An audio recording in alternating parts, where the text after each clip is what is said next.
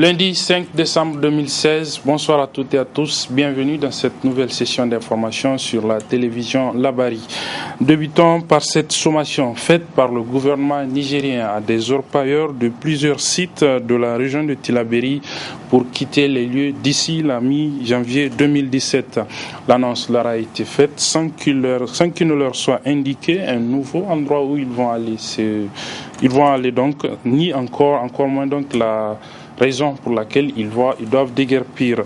Ils ont tenu à le faire savoir ce matin. Je propose de suivre un des délégués des orpailleurs à qui cette sommation a été faite par le gouvernement nigérien. Tout ce que l'État demande dans l'orpaillage, on est en train de payer. On paye nos détentions depuis les cadres d'orpailleurs, tout ce qu'il y a, chaque année on paye.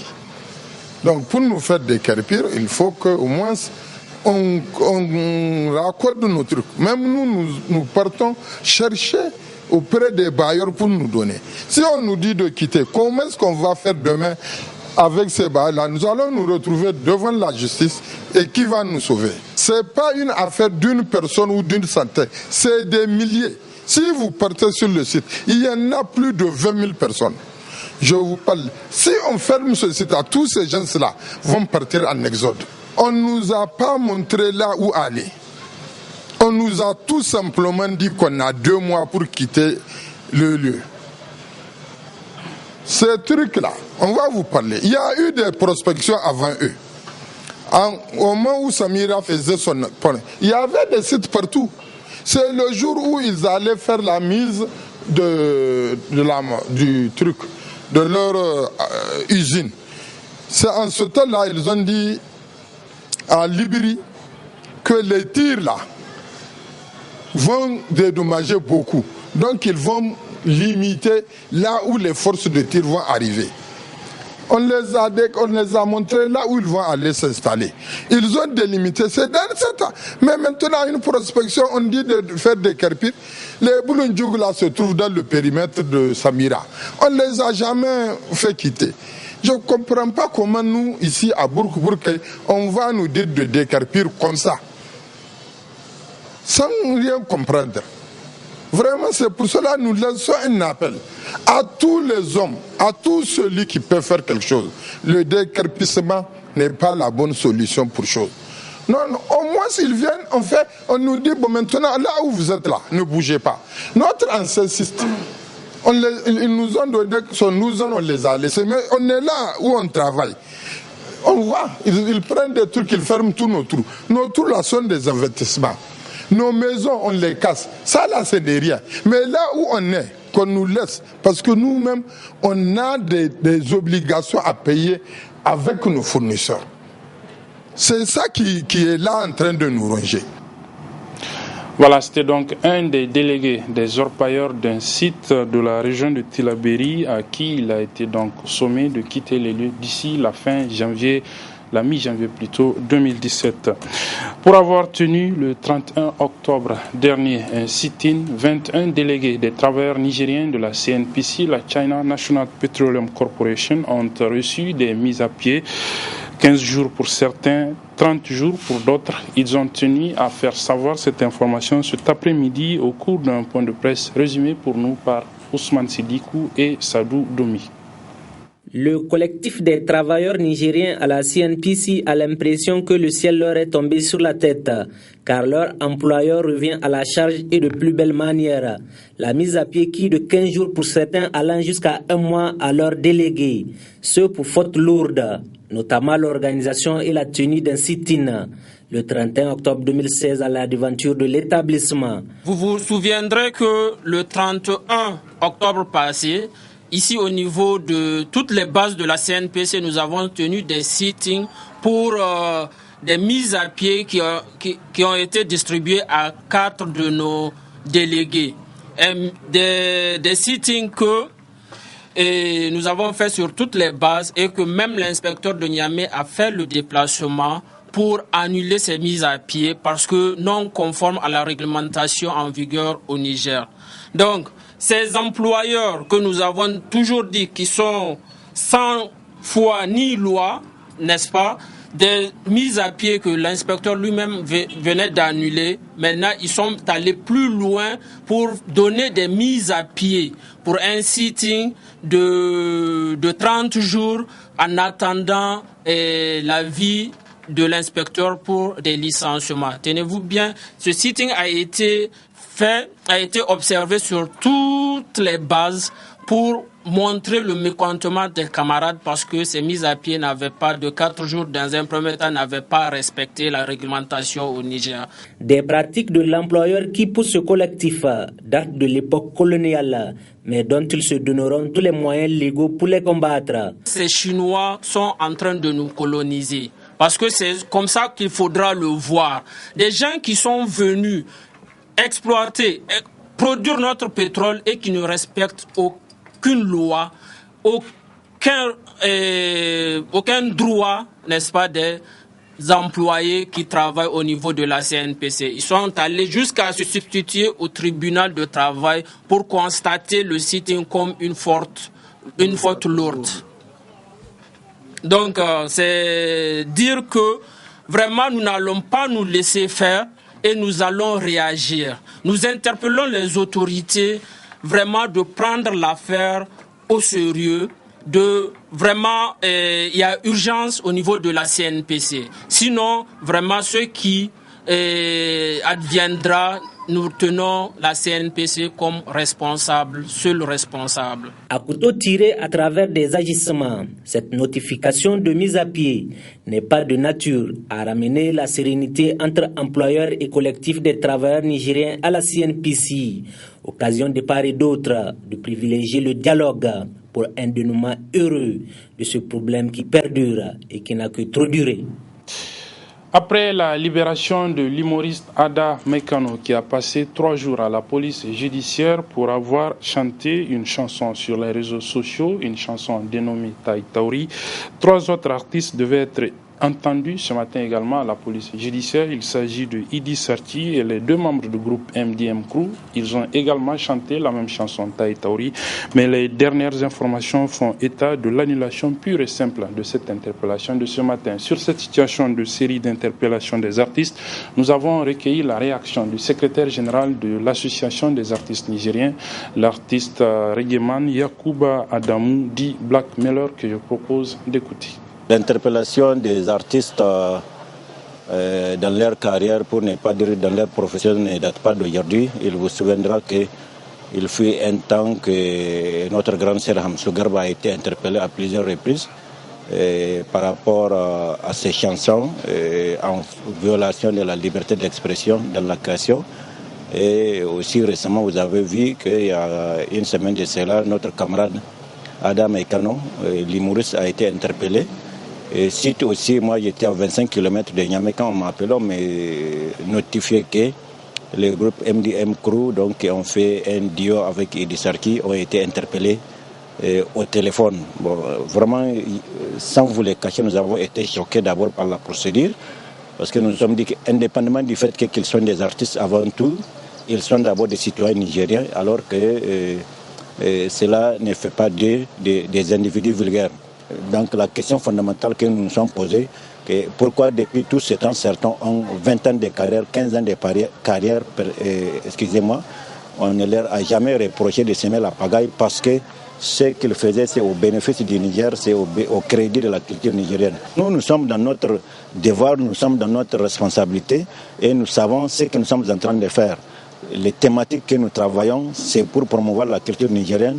Les thématiques que nous travaillons, c'est aussi pour défendre le peuple quand défense il y a. Donc il n'y a pas des inquiétudes, au contraire ça nous frustre et ça nous révolte. Et je crois bien que ce que nous fâche même dans cette affaire, c'est la banalisation même du droit au Niger. Je crois bien que le Niger a signé beaucoup de conventions, le respect d'abord de la personne humaine, qui est un droit sacré. Et quand chaque fois dans nos discours politiques, nous disons que nous sommes un état de droit, alors donc dans la pratique, il faut prouver que nous sommes un état de droit. C'est pas l'occasion pour banaliser les Nigériens, c'est pas l'occasion pour banaliser les artistes. Cela ne va pas nous inquiéter, au contraire, ça va beaucoup plus nous stimuler à travailler, pas dans la provocation, mais dans la responsabilité. Le ministre de l'économie et des finances était ce matin face à la presse. Il s'agissait pour Hassoumi Massaoudou de répondre au syndicat national des agents des douanes qui a fustigé la nomination récente d'un directeur général qui n'est pas du corps de la douane à la tête de cette institution.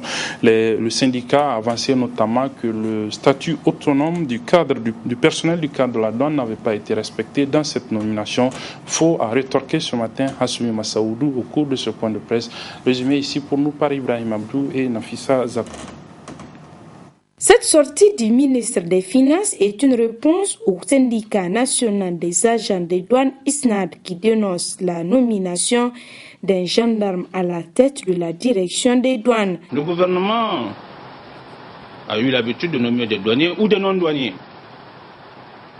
Et tous les gouvernements précédents ont nommé des douaniers comme des non-douaniers, en fonction des circonstances. Le précédent, qui vient de quitter, n'était pas un douanier puisqu'il est à la retraite. Ce qu'il suggère ensuite, c'est que le poste du directeur général des douanes, il faut le dépolitiser.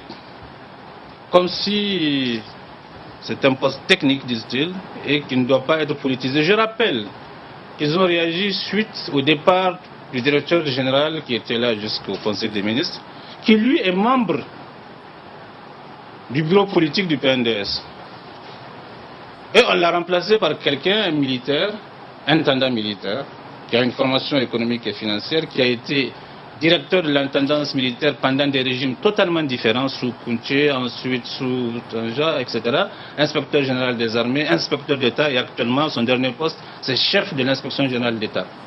Une longue expérience, une formation économique, une formation financière, même étant général, ce n'est pas n'importe qui, c'est quelqu'un de techniquement bien posé.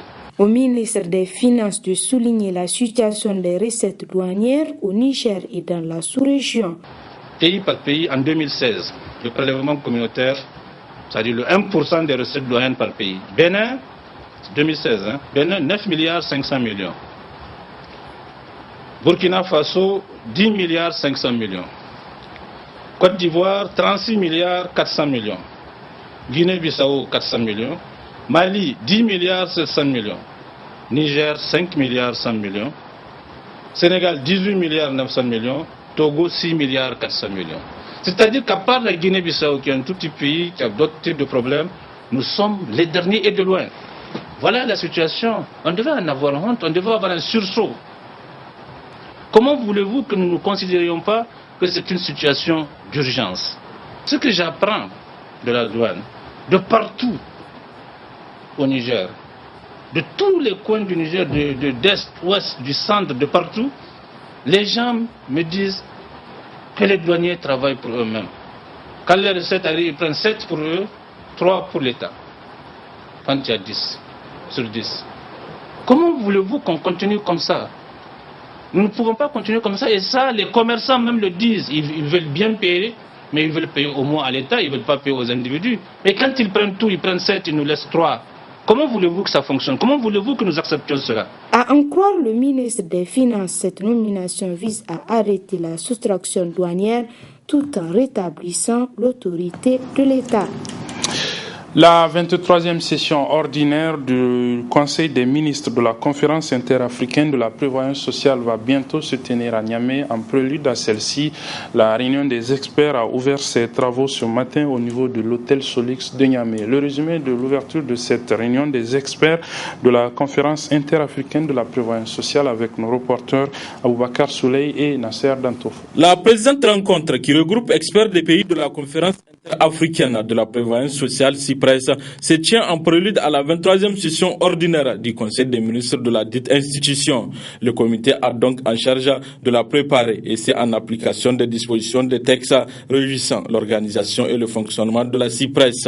Motion spéciale a été présentée aux différents participants à cette rencontre. En cette occasion solennelle, il m'est particulièrement agréable de souhaiter la chaleureuse bienvenue en terre africaine du Niger à tous ceux qui ont effectué le déplacement de Niamey pour prendre part à la présente rencontre, avec une mention spéciale à Monsieur le Président de la Commission de surveillance de la CIPRES, Président du comité d'experts, à Monsieur le Secrétaire exécutif de la CIPRES et à tous mes collègues, directeurs généraux des organismes de prévoyance sociale des États membres de la CIPRES ici présents. Soyez donc les bienvenus chez vous au Niger et bon séjour à Niamey, notre ville capitale. Au ministre de l'Emploi de revenir sur les attentes de cette rencontre. Vous aurez 2 jours durant à examiner minutieusement, j'allais dire à analyser et à formuler des avis motivés et des propositions sur les 16 points inscrits à l'ordre du jour. Ceci se rapporte entre autres à l'examen et l'adoption des projets de plan d'action et de budget de l'exercice 2017 de la conférence, l'examen et l'adoption du rapport annuel 2015 du secrétaire exécutif, l'examen et l'adoption du canevas standard du rapport d'activité des organismes de prévoyance sociale OPS, la présentation au Conseil des ministres du rapport sur la non-application de la Convention multilatérale de la sécurité sociale par les États l'ayant ratifiée, la note relative à la mise en œuvre des principales recommandations issues du premier forum sur la retraite tenu les 26 et 27 juillet 2016 à Yaoundé au Cameroun, le point sur la ratification du traité révisé de la CIPRES, le point sur la situation des contributions. De cette rencontre de 2 jours sortira donc des propositions pertinentes et sera soumis à la CIPRES afin de poursuivre son chemin vers la recherche du bien-être des populations de l'espace commun. Fin hier à Niamey de la 3e édition du Forum national de la jeunesse organisé par l'association alternative Espace Citoyen. Le thème de cette édition qui s'est donc achevée hier était participation politique des jeunes, une réponse aux défis sécuritaires et migratoires. Les échanges ont été fructueux, donc, qui ont marqué ces 2 jours de travaux entre jeunes venus de toutes les régions de notre pays. Le résumé de la cérémonie de clôture de cette édition du Forum national de la jeunesse avec nos reporters Sadou Doumi et Ousmane Sédiko. Jeunes, ils le sont, et venus de toutes les régions du pays, ils y ont pris part à la 3e édition du Forum national de la jeunesse aux 2 jours durant. Les problèmes de la jeunesse, la gouvernance du pays ont été passés au peigne fin. À l'issue, le gouvernement interpellé. Au gouvernement, 1. De prendre toutes les mesures nécessaires pour satisfaire les revendications des scolaires et des syndicats du secteur de l'éducation et d'assurer une éducation de qualité à l'ensemble des citoyens nigériens, et ce conformément à ses engagements politiques et aux normes internationales. 2. À créer les conditions nécessaires pour un accès égal et équitable de tous les jeunes diplômés, seul gage de stabilité et de paix durable. En commençant par la réhabilitation de tous les jeunes licenciés et ou dont les résultats des concours a été annulé. 3.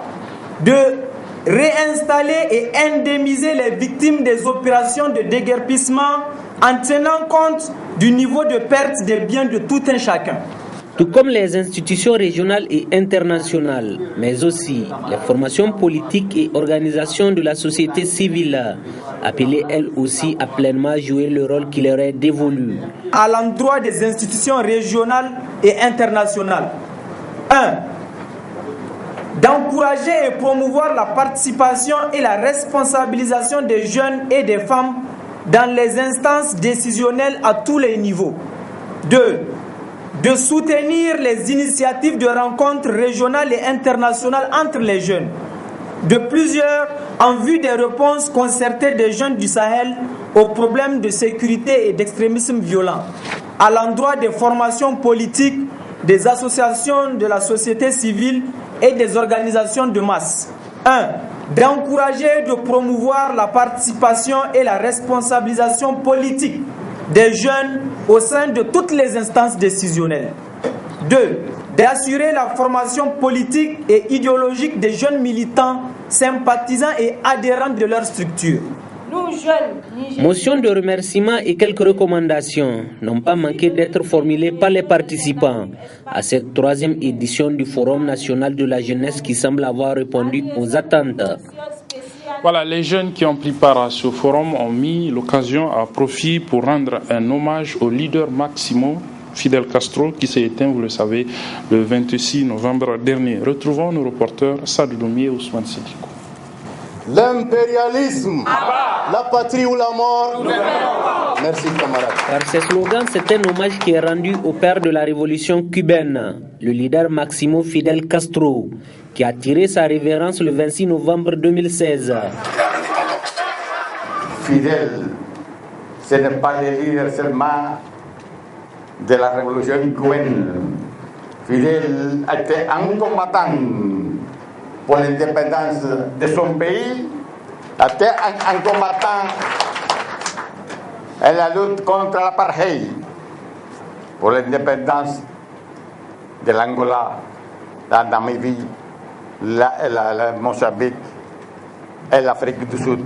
Hommage mérité selon cette jeunesse nigérienne. La jeunesse nigérienne, par notre voix, vous rend un hommage au nom de votre combat légendaire. Oui, la presse internationale vous considère comme un dictateur, un sanguinaire. Mais pour nous, vous êtes un libérateur. Un libérateur et un symbole pour tous les peuples opprimés du monde entier. Fidel Castro, c'est ce visionnaire pour qui le développement de son pays importait beaucoup. En 2000, un demi-siècle après la révolution, les taux officiels cubains sont améliorés, tant pour l'alphabétisation, avec un taux de 99%, que pour la mortalité infantile, 4,2 pour 1000, le taux le plus faible d'Amérique devant le Canada.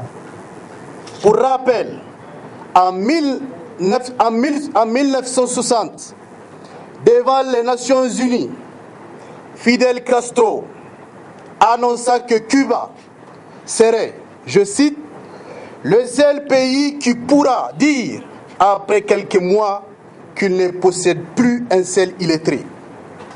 Et Cuba, peint en noir par certains, idolâtré par d'autres, à tort ou à raison. En tout cas, de son vivant, Fidel Castro aura tout de même marqué et dirigé de main de fer son pays qu'est le Cuba.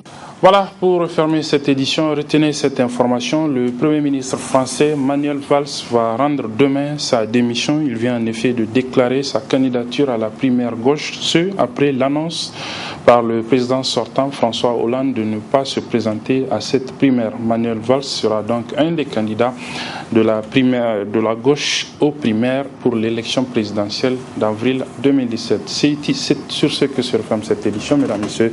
Merci de l'avoir suivi. Merci également aux équipes techniques et rédactionnelles qui m'ont aidé à le présenter. Les programmes se poursuivent sur la télévision La Barre.